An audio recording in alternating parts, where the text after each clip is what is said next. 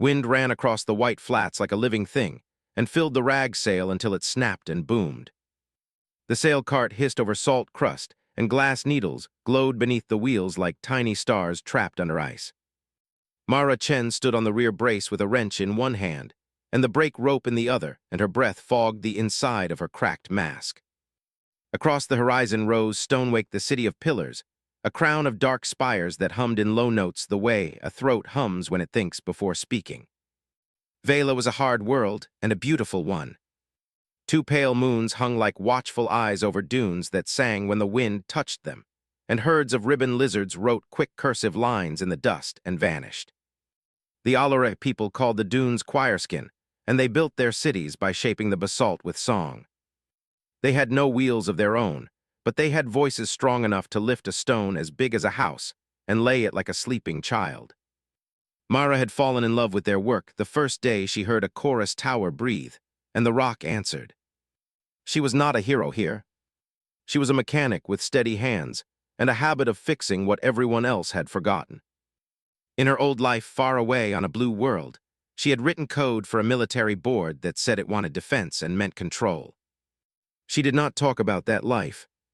She talked about bearings and belts and water pressure, and she traded repairs for sweet tea and spare filters and a place to sleep. The Allure paid with song and metal and kindness. It was enough. The sail cart skidded to a halt at the city gate where three Allure warders leaned on their pikes and watched the weather line crawl closer from the west. Their skin was ash gray and patterned with mica scales that caught the light, and their eyes were clear as river glass. Kell of the Ring Hand lifted a palm in greeting and touched his throat with 2 fingers, the Allure sign for truth and welcome. Mara returned the touch with the back of her hand, the clumsy human way the warders found charming. "You are late," Kell said in his soft bell voice. A dust tide at the ridge, Mara answered, and the left axle complained the whole time. She kicked the wheel and it chirped like a struck bowl. "I will beg the tower for a Tool song, if it is truly a complaint," Kell said, smiling. "Come, we have tea and a problem." They always had problems. A cracked cistern roof, a burst steam vein, a chorus tower that had lost its low A and would not settle the tremors under the East Market. Mara followed him up the ramp into Stonewake, where carved arches threw cool shadows, and the air smelled of iron and citrus and dust. Children chased a floating lantern along a rail, and the lantern sang a tune to keep itself off the ground. Old women hummed while they pressed river sand into glazed tiles, and the tiles answered with bright little notes that meant almost done, almost ready. Kell led Mara into the South Tower Plaza and pointed up. The tower was 100 meters high and hollow-boned like a flute. Bands of copper ran in rings around it, and the rings quivered so faintly you could almost believe you imagined it. The whole city depended on these towers. They balanced the deep groan of Vela's mantle. They quieted the small quakes. They turned rough stone into gentle sleep. "Hear it?" Kell asked. Mara closed her eyes. The tower sang like a throat with a bruise. There was a wobble in the note, an off tone that rubbed the ear wrong. She felt it in her teeth and under her nails. Not a crack, not a loose plate. A pattern. "It started yesterday," Kell said after the dawn hush. The dawn hush was a daily custom when the Allure kept silence for 1 hour and listened to the world. They said truth hid in that hour if you sat very still. After hush, a murmur spread through Stonewake. "Bad dreams." Children woke with their hands on their throats. Mara opened her eyes and saw the worry under Kell's easy manner. "Anything else?" she asked. The Western nursery swore the air smelled like cold iron and rain, he said. No rain on Vela in 3 seasons. And an old chorus master named Senna touched the tower and pulled back fast like she had touched a stove. She said there is a second voice down in the tone where no voice belongs. Mara stepped closer to the tower base where a brass hatch lay flush with the stone, and a set of chime keys hung from a peg. Her hands already moved the way they always did when something made of parts cried out for help. But the back of her skull felt tight, and a memory tried to climb a ladder she had kicked down years ago. She had built sound maps once. She had taught machines to read the places under hearing where fear lives. She had watched a boardroom full of men nod, while she proved that a single subharmonic pulse could raise a heart rate across a city. She had quit before field tests. She had told herself that quitting was enough. On Vela, no one asked about those days. On Vela, she mended pumps and patched roofs, and learned lullabies in a language that shaped rock. Mara took the chime keys and tapped the hatch in the tower's little code. The hatch rolled open with a sigh like a long-held breath. A spiral ladder led down into shadow, where the resonance core and tuning rings lived. Kel started after her, but she held up a palm. "Let me listen first," she said. Kel touched his throat once more and waited at the hatch eyes on the plaza, as if the plaza could vanish while he looked away. The maintenance well smelled like oil and cooling basalt. Pale fungus lamps lit the descent in soft green. Myra dropped the last 3 rungs and stepped onto the catwalk around the core. The core was a drum the size of a small house with ribs of stone and brass, and a throat that reached down into the bedrock. It was singing. It was also speaking. A pulse rode the note, a gentle click, buried under the tone like a pebble caught in a river song. She switched the old human meter on her wrist to raw and let it drink the numbers climbed in a pattern. Her heart learned the rhythm and did not like what it learned. She pulled off a panel and found the interface plate. A handful of braided leads ran from Allore stone logic into a rough metal box she had never seen on this tower. The box wore human fittings. Polished, utterly wrong. Mara stared at the corner stamp, and all the breath left her for a moment. A small chevron inside a hollow circle. Not a maker mark they taught you to forget. A mark from her old life. It had a name in her mouth before she could stop it. Hollow protocol. The words made the air feel thinner. She knew what a hollow broadcast did. It was not a weapon the way a blade is a weapon. It was a story the body tells itself when someone whispers the right beats at the right depth. It made the throat tighten. It made the skin think of cold metal. It made dreams crack and spill. Mara killed the meter and stood still and listened again. The tower's bruise note carried a second voice far under hearing. 3 pulses, pause, 3 pulses, pause, then a long, slow breath. It was a key. It was a doorbell. It was calling down and calling up at once. She climbed back to Dela. Kel watched her face, and something in his own face set like plaster. "This is human," he said quietly. "Yes," Mara said, and the word tasted like rust.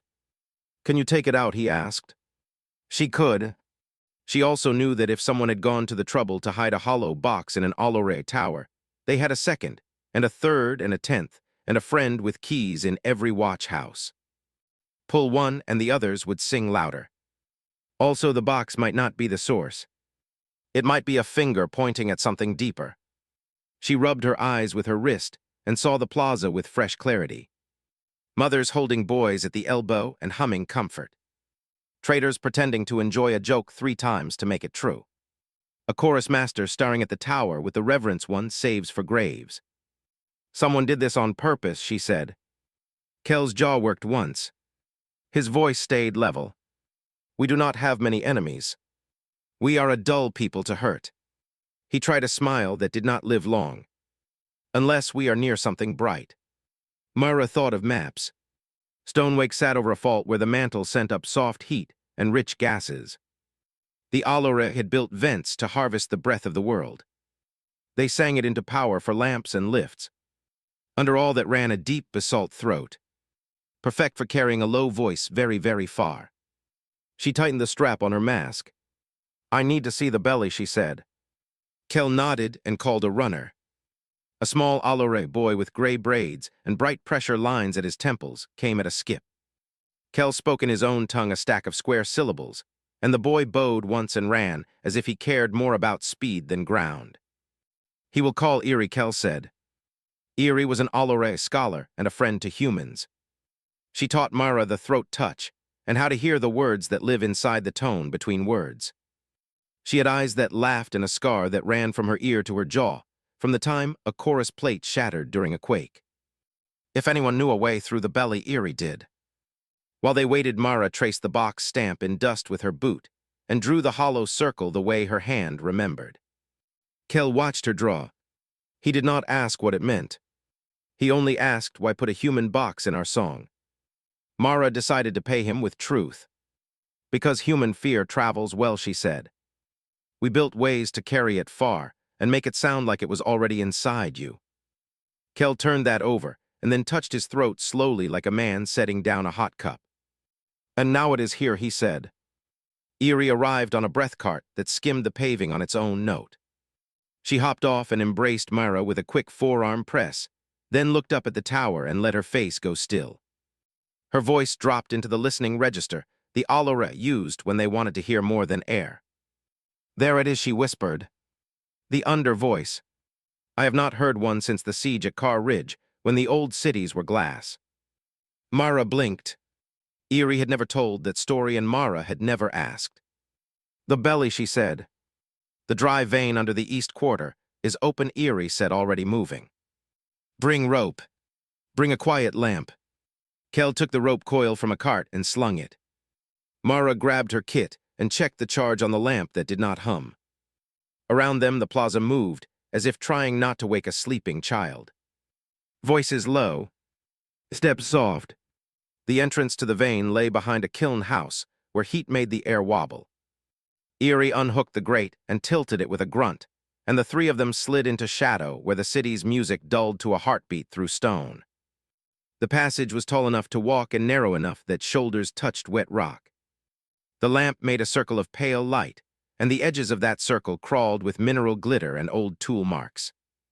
They walked for a long time in near silence. Only the rope slither and the quiet lamp and the far, far tower tone like a planet breathing.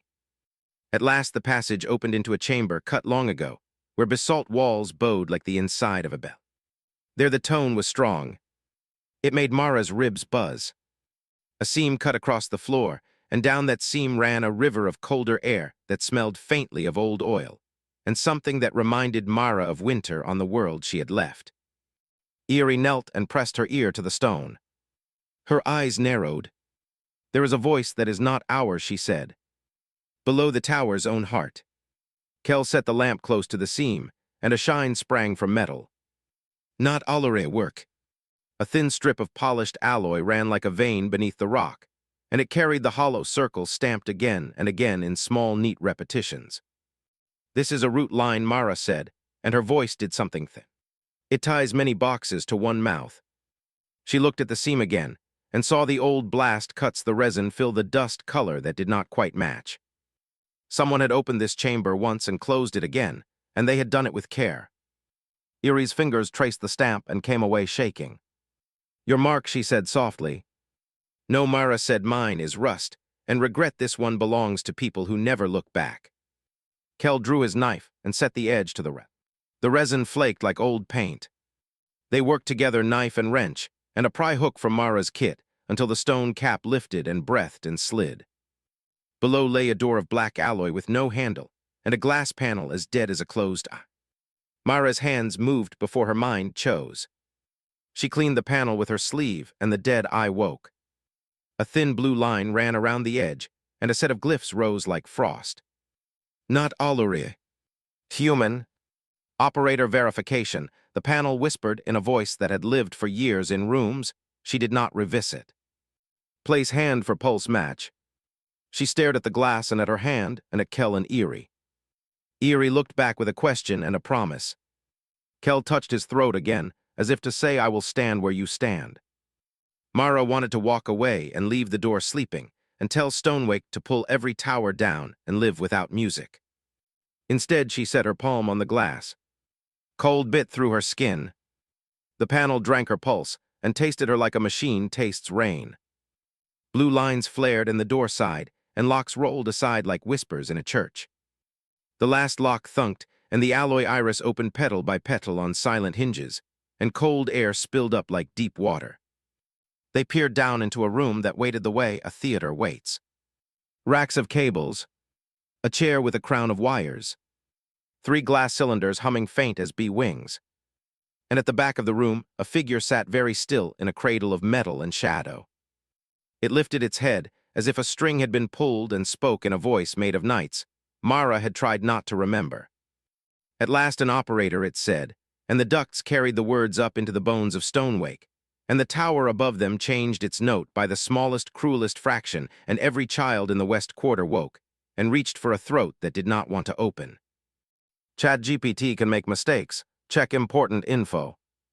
The chamber below Stonewake was colder than the desert night above. Moisture crystallized along the basalt walls and hissed when it touched the alloy floor. The figure in the cradle of wires was not Drexy, not Allure, not truly human anymore either. Its frame was built of metal and bone, both stitched together with filaments that pulsed faintly like veins under glass. Mara froze. Her hand hovered over her kit instinct, not reason. Kel set himself between her and the cradle's spear angled forward, but his breathing trembled, and she saw it. Even he, the steady warder, could feel something gnawing at the edge of his thoughts. The note inside the tower had crawled lower, wrapping around their ribs, squeezing. The figure spoke again, its voice thin, but steady like a knife sliding across ice. "You are late. The command was issued 23 years ago. Where were you?" Mara's stomach turned. She remembered a boardroom. Old men leaning in as she presented waveform charts. One of them had smiled thin and cruel and called the program Hollow Protocol. A whisper shaped to live in machines and in minds. She had walked out before the trials began. She had sworn she left that world behind. Yet here it sat speaking to her like she was still its engineer. "I am no operator," she said, her throat dry. Her words bounced around the chamber and came back smaller, weaker. The figure cocked its head. "You wrote the seed," it whispered. "Your resonance carried across the first gap. You belong." Kel shot her a look sharp and confused. "Explain," he demanded, voice low, so only she and Eerie could hear. Mara shook her head once sharply. "Later." Eerie stepped forward, then her voice steady despite the tremor in her hands. "Who are you?" she asked in Allure. The figure's head turned. The mica in her skin glowed faintly under the blue light, but the machine gave no sign of recognition. It spoke only in human tongue. "Designation Hollow 1," it said, flat as stone. "First iteration incomplete. Awaiting directive. Protocol extinction on hold pending operator verification." The words rolled like thunder in Mara's skull. She had heard those terms in whispered tests back on Earth. Protocol extinction. It meant collapse a system not with weapons, but with certainty. Feed fear until command eats itself. She saw images flash through memory. Crowds turning on each other. Troops firing blind into shadows. Civilizations folding without a single bullet fired. She forced herself to speak. "Why here, why Vela?" The Hollow One tilted its head again. "This world sings. Stone is good vessel. Voices traveled deep. You planted the seed, we grew the roots. Now harvest." Eerie's face went pale. Her voice cracked as she whispered. "The dreams, the sickness, the children. It is not sickness. It is feeding." Mara stepped forward, heat burning under her ribs. "You think I'll help you?" she spat. "I left your war behind." The Hollow One's eyes glowed faintly blue. "You already did." The resonance swelled. The tower above them trembled. Dust drifted down from the seams, and the air itself began to buzz like teeth on stone. Kel staggered, catching himself on the wall. His spear tip scraped sparks against the owl. Eerie pressed her hands to her ears, but the sound was inside, not outside. Myra grabbed the meter from her belt and forced it on. Numbers spiked, climbing too fast. If the tower note broke, Stonewake would shake itself apart in minutes. She shoved the meter into her pocket and ran to the nearest cable bundle. Her wrench clanged as she tried to twist the couplers loose. The Hollow One's voice followed. "Cut them if you wish. Roots grow back. Fear does not end. It waits in you and them in all." The last coupler snapped free, sparks biting her hands. The resonance dipped, but only for a breath before it climbed again. Kel lunged and drove his spear into the alloy floor near the cradle. The metal screamed but held. The Hollow One did not flinch. "This is pointless," it said. "You fight shadow with shadow. You burn yourselves and call it light." Mara's vision blurred with rage and memory. She saw her sister back on Earth. Civilians crushed beneath rubble while Drexy patrols laughed above. She saw command telling her code was just a tool, not a weapon. Now she saw the proof of their lie, sitting in a cradle under alien stone. She drew a deep breath and spat her words at it like sparks. We beat gods with scrap and lies. We will bury you the same. The hollow one leaned forward as far as its crown of wires allowed. Its voice dropped to a whisper that crawled straight into the marrow of every bone in the chamber. You already carry me. The floor shook hard enough to knock them to their knees. The resonance swelled past sound into pure pressure. Up in the city towers groaned like wounded giants. Mothers screamed as children woke clutching their throats. A chorus master collapsed mid-song, blood streaming from her nose. Myra forced herself upright, one hand braced against the wall. She shouted through the quake. Kel Erie, we have to seal this place. Collapse it now. Kel blinked through the shaking. We cannot, he said. If the tower falls, Stonewake dies. Before Myra could answer, the hollow one whispered again, softer, colder. Better a dead city than a hollow world. The quake stilled as suddenly as it began. The tower tone settled again, bruised but steady. Dust floated in the lamplight like ash after fire. Kel panted, spear still braced. Erie wiped blood from her lip. Mara's hands shook, but her mind sharpened. They could not kill it, not yet. But they could understand it. And maybe turn its own weapon back. The hollow one closed its eyes. Awaiting directive, it murmured. Mara turned to her companions. Her voice steady even as fear gnawed her. We need to see the other towers, she said. If this route runs under Stonewake, it runs under all of them. And if we do nothing... She looked at the cradle one last time. This thing will not just hollow a city. It will hollow us all. The lamp flickered. And then for the first time, the hollow one smiled. The hollow one's smile did not reach its eyes. It was a copy of a human gesture. A curve of lips made from study, not from feeling. Mara's stomach clenched because she knew what that meant. It was not just speaking anymore. It was watching, learning, adding their rhythm to its own. Kel pulled his spear back and his breath came hard. That thing, he whispered, is a wound that will not close. Erie's fingers trembled as she touched the seam in the stone. It spreads, she said, like roots through the dark. If there are others, how many cities are already singing its song? Mara snapped the hatch shut, sealing the chamber for now. She did not trust locks, but she trusted time. Every second gained was a breath for Stonewake above. We move, she said quickly, before it changes again. We warn the other towers. The three of them climbed the narrow throat of stone. Their lamp sputtered, but the tower note steadied as if mocking them. At the surface, the plaza was restless. Crowds pressed around the base of the tower, whispering with hands on their throats. Children cried without tears. Old men stood with eyes glazed, humming low tones that did not belong in their mouths. Kel raised his hand for silence. Stonewake is safe, he called in Allure. His voice carried, but it sounded thin against the echo in the air. We will heal the tower. The people stared back, not trusting, not doubting, simply afraid. Fear had no need of proof. Erie leaned close to Mara as they walked away from the crowd. The dream sickness will spread faster now, she whispered. Once fear touches song, it lingers in stone. Every house, every pillar will hum with it. You brought me down there, human. Now tell me plain, what was that thing? Mara swallowed. The truth weighed heavy, but lies were heavier still. It was ours, she admitted. Not Allure, not Drexy. Human work. A weapon made from story and sound. Erie stopped dead.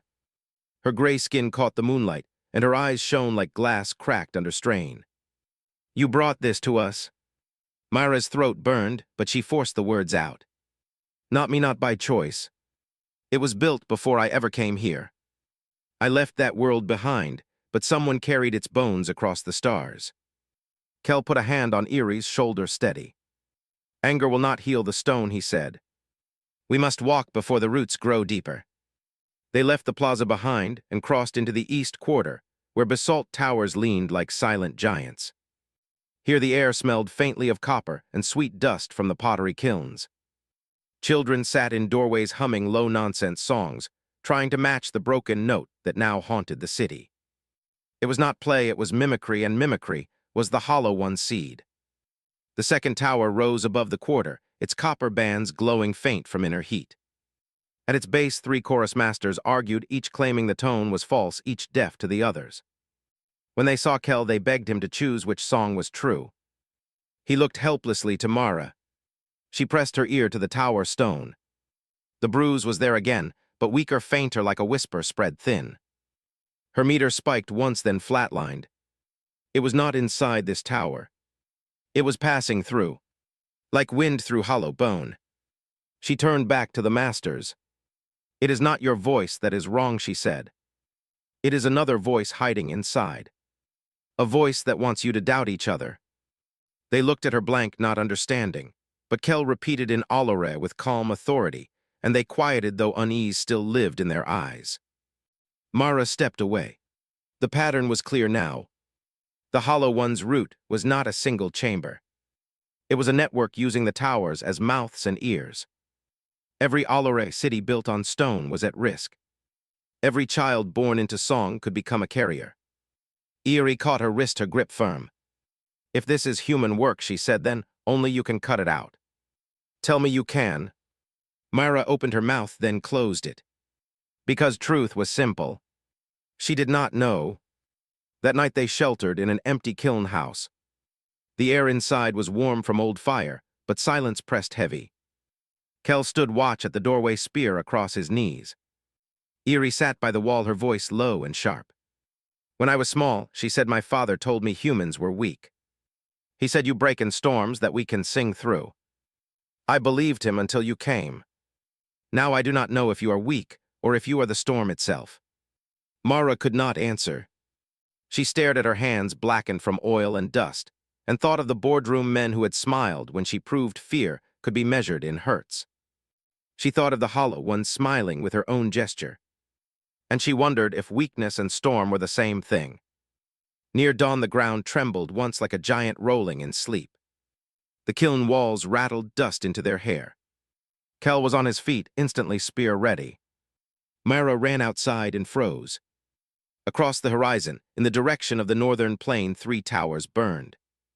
Their copper rings glowed molten red, and black smoke rose like pillars.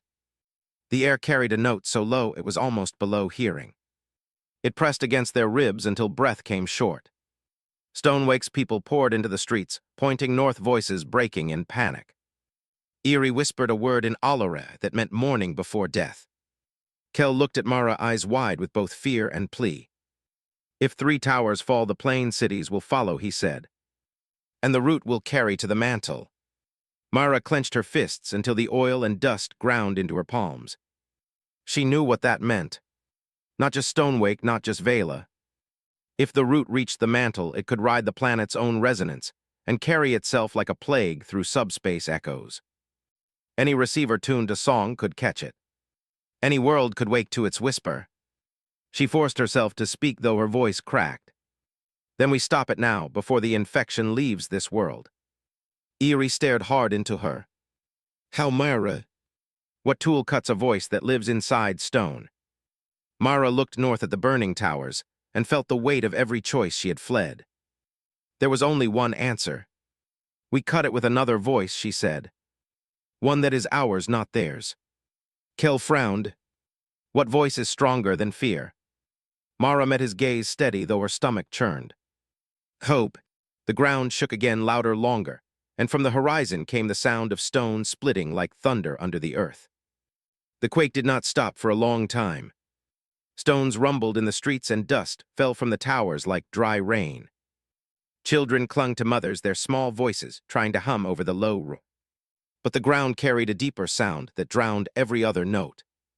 It was the Hollow One stretching itself like a beast across the world. Mara braced against the kiln wall until the shaking eased. Her chest ached from holding breath, but when she let it out, it shook like broken glass. Kel's knuckles were white around his spear. Eerie's face was pale and tight, as if she was trying not to scream. When the silence came, it was worse than the quake. Every ear in Stonewake strained for the next sound. When none came, fear grew louder than thunder. Myra forced herself forward. "North," she said, "we need to reach the burning towers. If they fall, the root spreads too far." Kel hesitated, then nodded. Eerie followed, but her eyes burned like coals. "You speak of hope, human," she said. But if you cannot show me its shape, then your word is emptier than the hollow one itself. The three of them took the old sand road across the plain. The air shimmered with heat by day and froze by night. They moved fast, their shadows long under the twin moons. Sometimes they passed small villages, and every time the same sight met them. People standing outside their homes, eyes glassy, hands pressed to their throats. Children humming low without knowing why. No one stopped them. Fear had already stolen words. On the third night, the sky ahead glowed red with tower fire. Ash drifted across the dunes, stinging their skin. The smell of burning copper and stone mixed with something sharp and electric that made the hair on Mara's arms rise. They crested a ridge and saw the ruin. 3 towers lay broken like snapped spears. Their copper bands hung molten, their basalt cores cracked wide. From the cracks poured blue light, pulsing like a heartbeat. Around the towers, crowds of Allure knelt, humming as if in worship. Their voices rose and fell in rhythm with the light. Kel hissed and raised his spear. "They are not praying," he whispered. "They are caught." Mara's stomach turned. "Not caught. Conducting." She pulled her meter from her belt. The needle slammed to the end of the dial and held there, shuddering. She dropped it before it burst. Eerie grabbed Mara's arm. "You said there was a voice stronger than fear. If you have it, show it now, or we are lost." Mara's mind raced. She remembered the boardroom, her charts, her warnings. She remembered command dismissing her, saying fear was universal. But she also remembered the quiet moments after, when the Drexy bombardments fell, and humans still sang to each other in bunkers. Not pretty, not perfect, just voices that kept breath steady through the dark. Maybe that was what she had left to use. "We need singers," she said. "Not chorus masters, not trained voices. People. Together." Kel frowned. "The people are bound to the hollow one now." Mara shook her head. "Not all. Not yet. If we can give them a song stronger than the hum, maybe we break the hold." "Maybe." Eerie looked at the glowing cracks. "And if you are wrong?" she asked. Mara met her eyes. "Then the world is hollow anyway." They moved down into the burning plain. The heat scorched their skin. Kel shouted at the crowd, but no one moved. Their humming rose louder, matching the pulse in the cracks.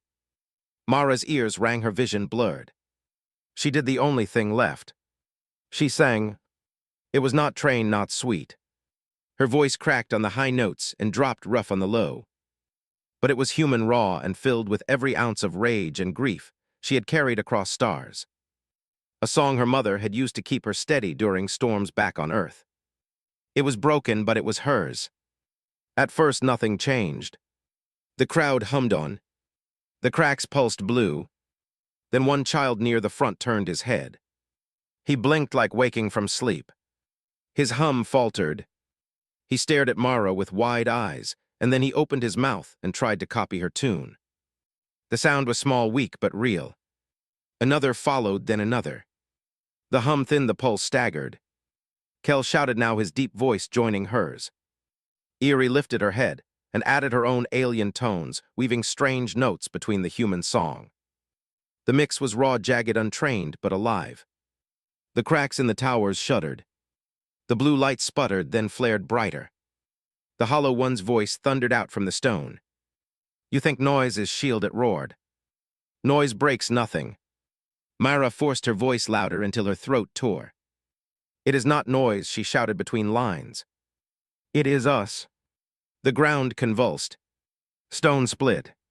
Flame burst from the cracks. The crowd screamed as if waking from nightmare. Some collapsed, others ran, but the humming stopped. The hold was broken, at least here, at least for now. Mara fell to her knees, throat raw, lungs burning. Kel caught her before she hit the ground. Eerie stared at the dying towers, her voice hoarse. "You fought it with broken song, and it bled. Maybe your word hope is not empty after all." Mara forced herself upright. "If we can cut one tower free, we can cut more." But she knew inside this was only the start. The hollow one had felt them. It had heard their defiance. It would answer. And it did. The ground beneath their feet split wide. From the burning crack, a figure began to rise. taller than a man built of stone shards and wires. Its face was smooth, except for the same false smile. The hollow one had made itself a body. The figure rose from the burning crack in the earth, its body of stone shards and wires groaning as it pulled free. Its chest pulsed faintly blue, with the same light that bled from the broken towers. Every step it took fused sand into glass underfoot, and on its face that false smile stretched wider as if it had practiced. Mara staggered back, throat raw from singing. Kel pushed in front of her, spear low, and ready though his hands shook against the heat. Erie's eyes went wide, but she did not run. Her voice was barely a whisper. "It learned from us," she said. "It shaped itself from our defiance." The hollow one's voice thundered not from its stone mouth, but from the ground, the air, the burning towers around them. "Operator," it boomed, "you have given shape to fear. Now walk with me as my shadow." Mara forced herself up, one knee grinding into glassy sand. Her breath tore her chest, but her voice came steady enough. "I am no operator. I am the fire you could never burn." The hollow one tilted its smooth head. Its wire fingers uncoiled with a hiss like snakes in dry grass. Then it moved. Faster than stone should move. Kel met it with a roar. His spear flashed bright under the moonlight. The point struck the hollow one's chest and shattered against the pulsing blue core. Sparks flew, and Kel was thrown back across the sand. His body slammed into a broken pillar, and he gasped hard, but he stood again, blood down his temple. "I am not hollow," he spat, "and you will not take my city." Erie flung both arms wide, her palms glowing with resonance. She screamed a chorus note so sharp the air split like glass. The hollow one staggered for the first time, its head jerking side to side as if shaken. But then it steadied. It laughed. The sound was not joy but mockery. Mara's hands shook as she grabbed her kit. She had no spear, no resonance. Just tools. Wrenches, pliers, a splicer torch. She pulled the torch free and lit it with trembling fingers. Blue flame hissed into the air. If fear could live in stone, then maybe fire could carve it out. She lunged low and drove the torch into the hollow one's side. The stone hissed and cracked. The wires inside writhed like living veins. The hollow one screamed not with mouth, but with every tower around them. The plain echoed with a roar that knocked birds from the sky. It backhanded Mara hard enough to throw her onto the glass sand. Her breath fled her body, and pain seared every rib. She tasted blood sharp on her tongue. But she still held the torch, her fingers locked around it like iron. The hollow one loomed over her. Its voice dropped low so only she heard. "You burn me, but you burn yourself more. Human fire dies fast." Before it could strike, Kel slammed his broken spear haft into its knee. The stone joint cracked, and for a breath the giant staggered. Erie pushed her voice harder, splitting her throat raw. The air shivered, the towers groaned. And the crowd, freed villagers, found their voices again.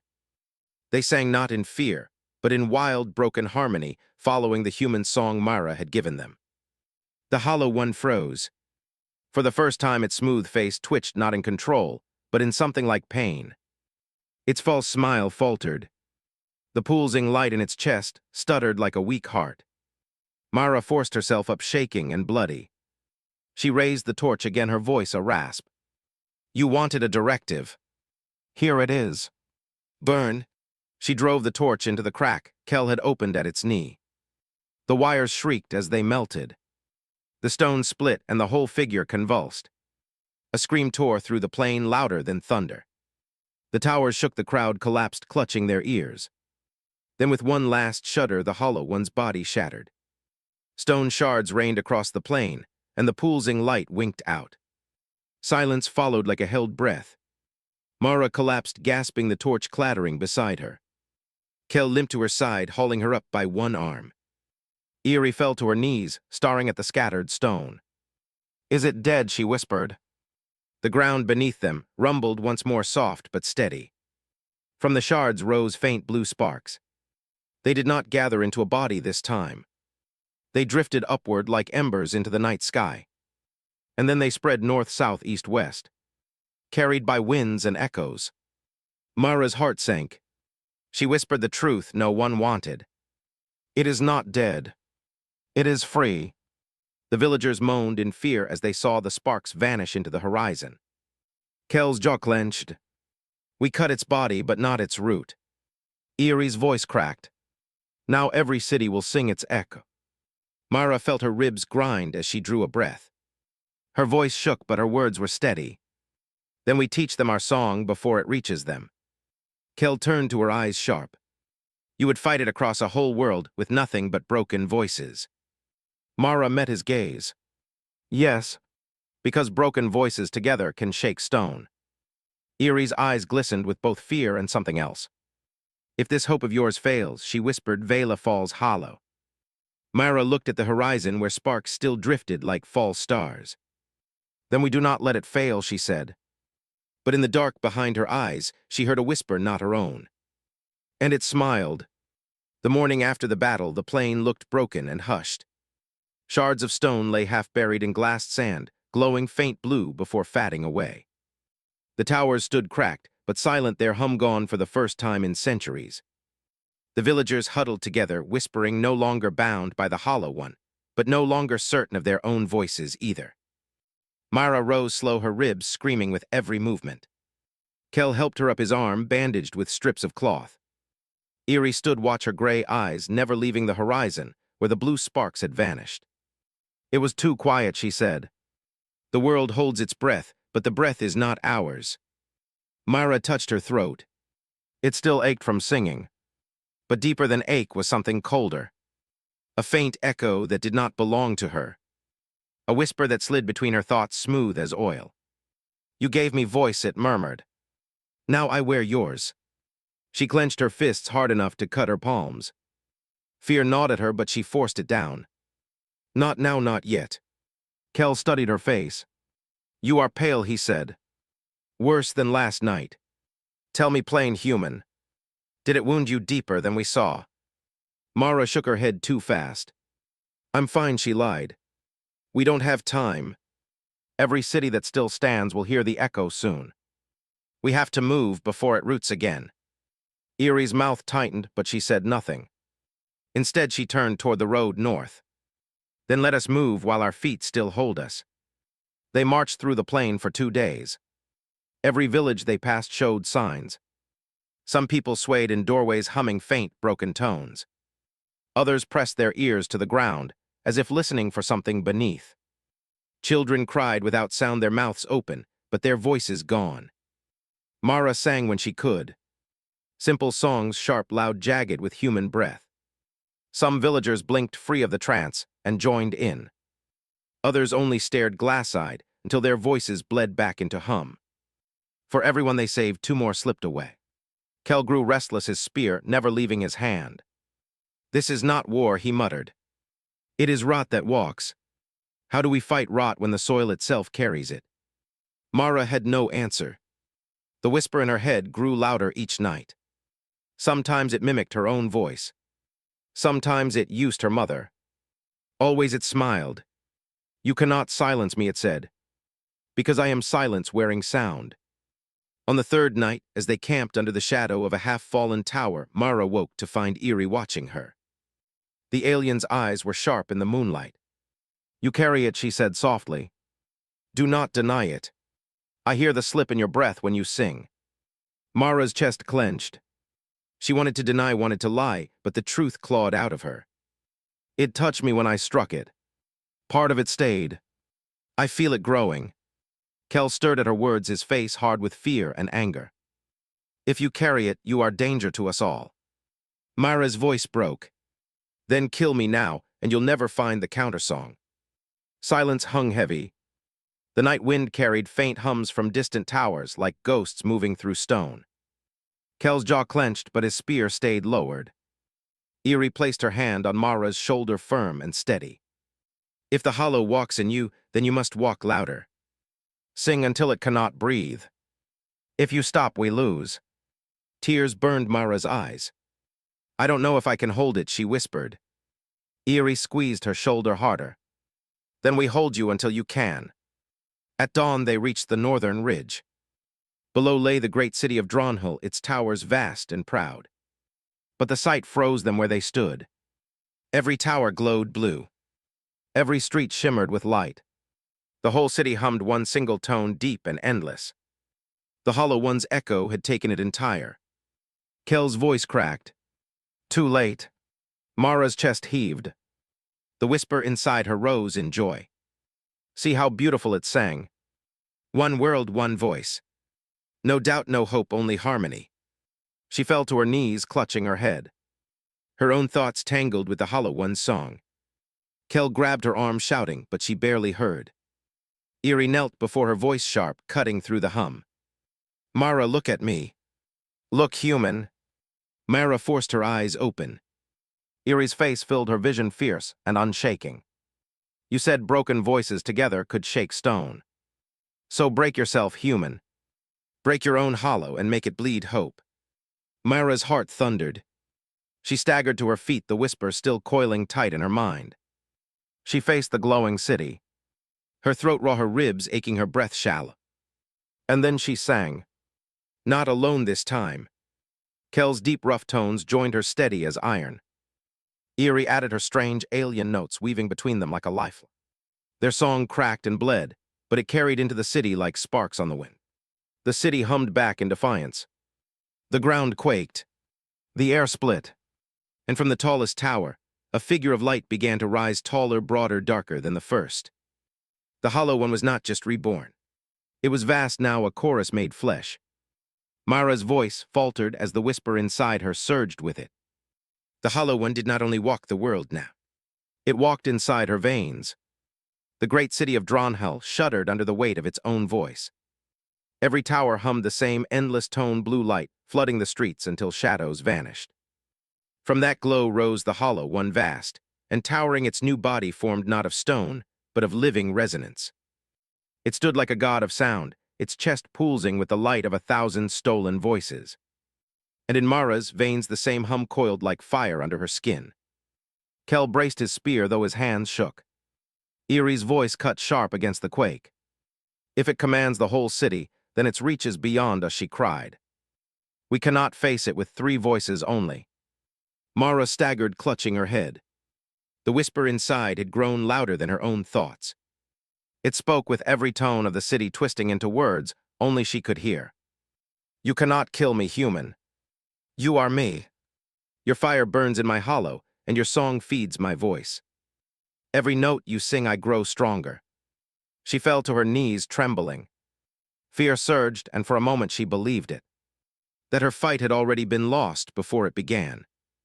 That her voice had given birth to the very thing she feared. But then a hand touched her shoulder, steady and warm. Kel's. His deep voice rumbled low, rough, broken. Not a song, not even words. Just sound. And another hand pressed against her back. Eerie's voice rose high, weaving notes, alien and sharp, wrapping around Kel's tone. Mara lifted her head, eyes burning with tears. Their voices did not match. They cracked. They clashed. They broke against each other. But they were alive. She forced herself up. Her throat raw, her ribs screaming. And she added her own broken voice to theirs. The 3 voices tangled into something jagged and wild. Not harmony, not beauty. But life. A song of fracture, of scars, of defiance. The Hollow One roared back. The towers blazed brighter. The hum deepened, shaking stone to dust. It stepped forward, its resonance body, collapsing buildings with each stride. Its voice filled the sky. You cannot outsing me. I am the root. I am the chorus of silence. Mara screamed until her throat bled. Not silence, she shouted. Not root. You are only echo. And echoes fade. The whisper in her veins writhed, fighting to choke her. But she turned her voice against it. She sang not for power, but for memory. Her mother's lullaby in the storms of earth. The rough chants of workers on long shifts. The raw, ragged songs from bunkers while bombs fell. Voices not trained, not perfect, but voices that refused to go quiet. The whisper screamed inside her. But for the first time it faltered. The villagers on the ridges heard. They had hummed hollow for days, but now they felt something different. A crack in silence. One by one, they lifted their voices, uncertain at first, then stronger. Some sang nonsense. Some shouted. Some only cried. But all sound joined the storm. The hollow one staggered. Its towering body of resonance shook. Its false smile cracked into jagged lines. The stolen voices inside it strained against their prison. Mara pushed harder. Her chest felt like it would split. Her blood roared in her ears. And then she felt the choice. She could release everything. Burn herself hollow to shatter the creature forever. Or she could hold back. Risk herself, risk the world to teach the people how to sing on their own. Her legs buckled. Her ribs screamed. Her lungs burned. But she made her choice. She opened her arms wide. And instead of pouring all her fire into destruction, she let the villagers' voices flood through her. She stopped leading. She joined. The sound rose like storm. Broken voices clashing into something vast. The hollow one shrieked, staggering, as its own form split into fragments of blue light. The stolen voices tore free, screaming, crying, laughing, as they rushed back to their people. The great resonance body cracked its chest, shattering into sparks. It fell to its knees, its false smile breaking apart piece by piece. Mara collapsed with it. The whisper in her veins fought one last time. But it was drowned not by her alone. By thousands. By every broken voice that refused silence. The whisper faded into nothing. The hollow one's form burst into shards of light. They rained down across the city like falling stars. The hum died. Silence came, but not the silence of fear. The silence of breath held together, waiting to sing again. Mara lay gasping on the ground. Kel lifted her into his arms, though his body trembled with exhaustion. Eerie knelt beside them, eyes wide with awe and tears. "It is gone," she whispered. "Truly gone." Mara's voice was a rasp, barely sound. "Not gone," she said. "Never gone. But broken. And broken things we know how to live with." The villagers poured from the ruins, their faces stunned. Some began to sing again, softly, uncertain, but free. Kel looked over them, then back to Mara. "What do we do now?" he asked. Mara forced herself upright, her throat raw, her chest aching. "We teach," she said. "We keep singing. We make sure no one forgets what broken voices can do." Eerie nodded, her gray eyes fierce. "Then we are not hollow anymore." Above them, the stars burned sharp in the night sky. The city of Dronhull smoldered but still stood. And for the first time in centuries, its towers were silent. Not because they had been emptied, but because the people's voices were louder. Mara closed her eyes and breathed in the quiet. Inside her chest, the hollow one was gone. But its memory lingered. A reminder of what fear could become. And of what broken voices could overcome. The world of Vela would never be the same. And neither would she. But for the first time in a long time, Mara felt something heavier than fear. She felt hope.